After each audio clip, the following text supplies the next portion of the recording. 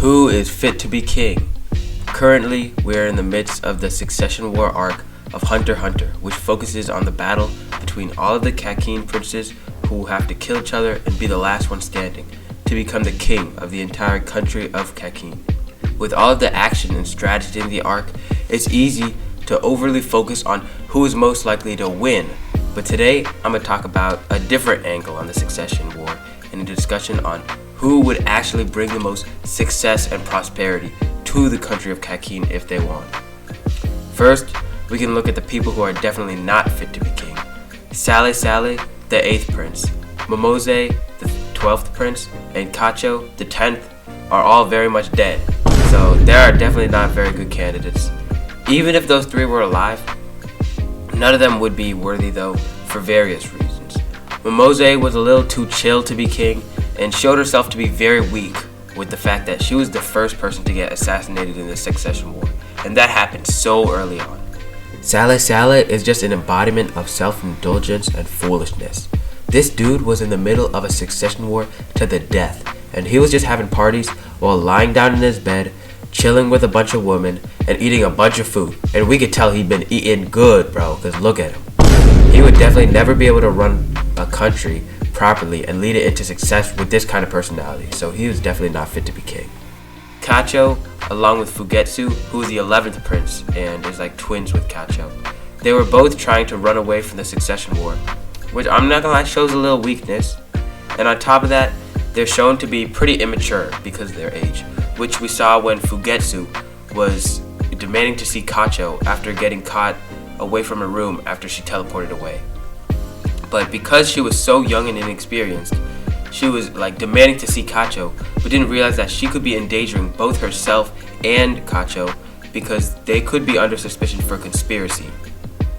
We also got Wobble, the 14th prince, and Miriam, the 13th prince, who were both on a different level of being too immature and young to be king. Like, Miriam has been spending the whole war playing with blocks and trains because dude is like 5. Like, what do you want him to do? And Wobble's like, I don't know, he's like 1 year old or something, so he obviously is not going to be a king. Or maybe he will be, honestly, since he's got Kurapika on his side, but we'll see. Now let's look at some of the more serious contenders who I also think are not qualified to be king. One of whom is Camilla, who is the 2nd prince. She is just too self-centered to be king. When 5th Prince Tupeba was describing the flaws that eliminate the first 3 princes from being worthy of being king, she described Camilla as being greedy, which is incredibly true. Her mindset is genuinely so absurd, with how she truly acts like the world revolves around her. After a conversation with first Prince Benjamin, she was frustrated that wanting something does not automatically make it true. What does that even mean, bro? She would for sure not be a fit king, since she would definitely prioritize herself over the country to insane degrees. Prince Tyson, the 6th prince, is not fit to be king, but that does not mean she's a bad person. Honestly, she's easily one of the kindest people out of the princes, with her style of promoting love and kindness. She was one of the only princes to truly show sadness at Kacho's death, and she has said that she cannot kill any other princess because of her own kind personality. The problem is that to be king of an entire country, you have to make those tough decisions, and with such a mindset that's like so soft, Tyson would not be able to handle those like tough situations properly. Her Nen Beast is pretty good for keeping her subjects loyal, since reading her book promotes and creates goodwill towards her from whoever read the book. But coerced loyalty is nowhere near as valuable as real loyalty. Prince Tserriednich is one of the most notable princes, and he's the 4th prince, but he is not fit to be king, and it's pretty obvious with the fact that the dude is pretty much pure evil.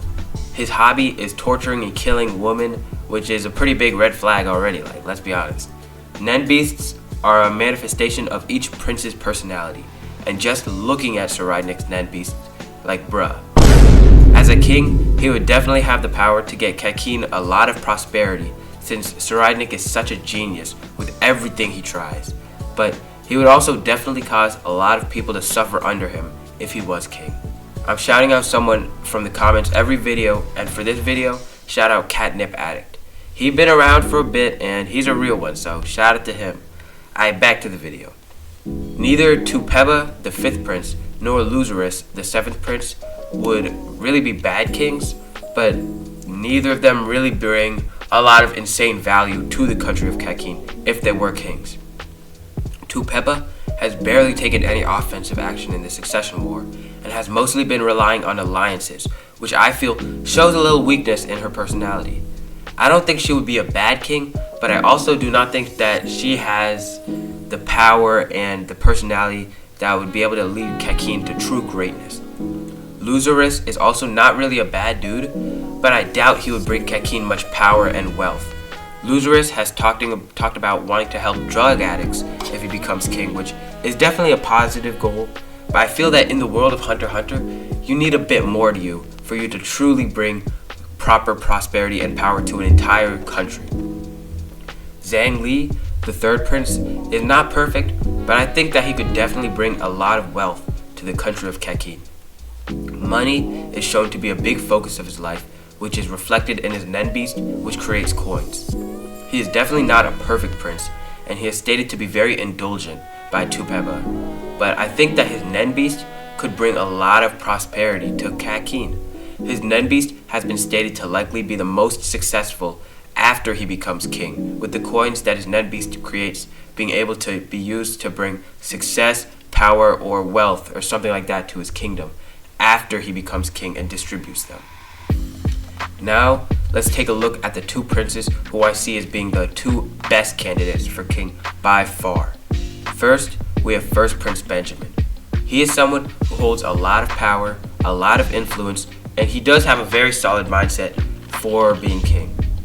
He seems impulsive at times and was stated to be arrogant by Tupeba, but once he gets a proper grasp of the situation, he's able to tackle it efficiently and with a level head.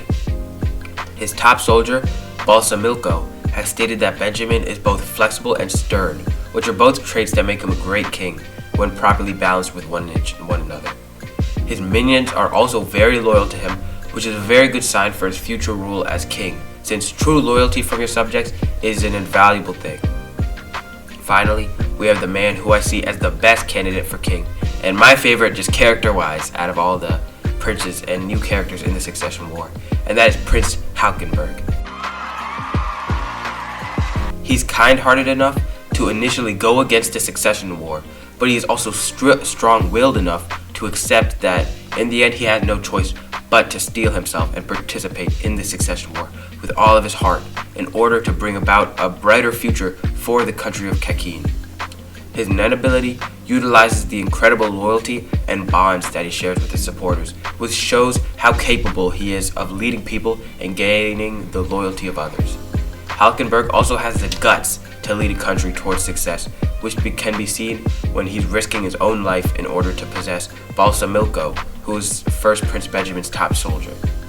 I truly think that no one cares for their people as much as Halkenberg, while also having the power to protect said people, which is why I see Halkenberg as the most fit prince for the position of King of Kakin. Subscribe if you guys are down, because I'm trying to get monetized. Alright, see you guys, and stay tuned for more anime and manga content by me.